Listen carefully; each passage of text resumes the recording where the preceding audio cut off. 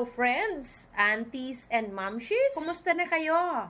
Okay pa ba ang mga katawan natin dyan? Baka naman masyado na kayong nakaupo dahil sa pagre-reels. Unat-unat din pag may time. Ayan, tara! Gala-gala rin tayo.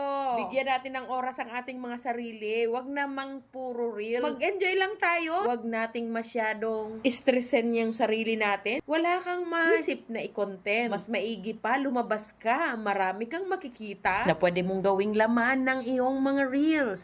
Bukod sa naka-exercise ka na, nakagawa ka pa ng ilalagay mo sa iyong mga video. Isn't it great? Ang lugar na ito, mga aunties, ang lagi kong pinupuntahan kapag ako ay magbibisikleta o kaya ako ay tatakbo. Park Links ang pangalan nito. May nailabas na ako na video about this place with complete information. Pakihanap na lang sa Reels video ko.